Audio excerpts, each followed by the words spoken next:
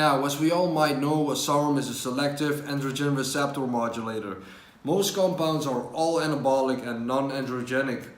Now, what SARMs do is they provide lean muscle mass while specifically targeting bone and muscle tissues. SARMs still seem to be a safer alternative with less negative side effects than other traditional anabolic androgenic steroids on the market. They are orally taken or in liquid, in capsules or powder form, whatever. And these days there are even some compounds coming in as injectables. So there's still a lot of experimenting going on with SARMs, and I'm not seeing it stop in the near future. Now, some SARMs, as well as dose and length dependent, they will suppress your natural testosterone levels, because your own testosterone production is simply overlapped by something that acts like testosterone, because SARMs are really anabolic, like I said. So in some cases your test production gets suppressed and your body is getting its fuel from the SARM you are taking. Sometimes people do experience side effects because the surplus of testosterone, which then gets converted into estrogen. Of course, this is something we want to avoid, because most people take SARMs because there is a 0% of side effects. Well, that's what they think, but most likely you won't have any. But if you run like extremely suppressive compounds like S23 or Red 140, you will get suppressed for sure, and you probably wouldn't know what's going on. So that's why you're probably watching this video, and I won't let you guys wait any longer. Now, as far as the PCT for SARMs, a lot of people could get off without using any PCT at all, like myself. I ran multiple compounds, different dosages and lengths to experiment with the effects on my body.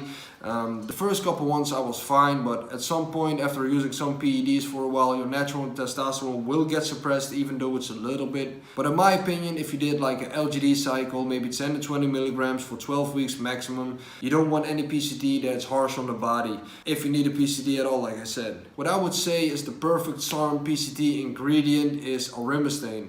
And aromatase is actually a suicide aromatase inhibitor.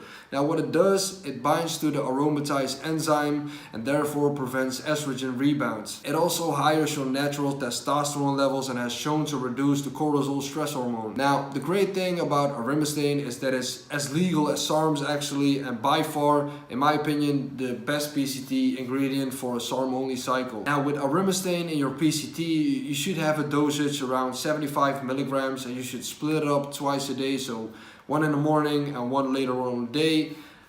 Take it for 2 weeks and then you're probably good to go. Now I advise taking aromatase with some other ingredients as well, which is saw palmetto, or however you call it. It prevents the DHT conversion and it decreases any symptoms of, prostate enlargement. Now still, SARM shouldn't be doing any of this, but overall it's compound, dose and length dependent, and then problems might occur, like I said. And this ingredient might also be effective against hair loss side effects and baldness. And the last ingredient you might want to stack with aromatase and saw palmetto is bulbine netalensis, or called Pro Lenses. This is a product that supports the natural hormone balance, which increases the cholesterol in the testes, which is needed to let the body produce more testosterone.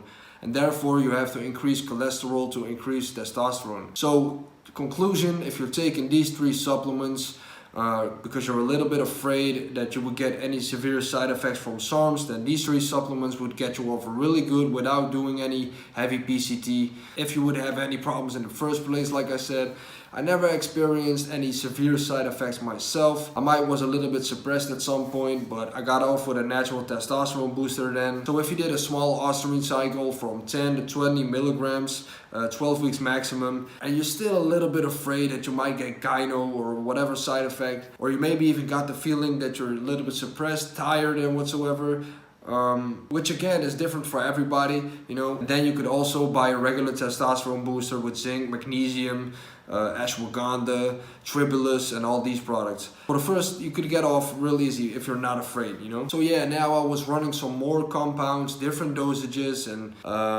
I just knew my body was in need of something extra, and that's why this is, in my opinion, the best SARM only protocol post-cycle therapy there is. If you're doing heavy dosages or for longer periods of time, compounds like S23, which is extremely suppressive, you might need to end up using something heavier for the body, which is a Nolvadex or a Clomid. I should run it for 4 weeks after that, but that depends on how suppressed your body is. So aromatase, saw palmetto, and bulbine netalensis. Sure, there are many other things that could help you boost your natural testosterone, such as food or whatever other supplements, but these 3 ingredients I just wanted to highlight because it's really a good PCT. It's not that harsh on the body.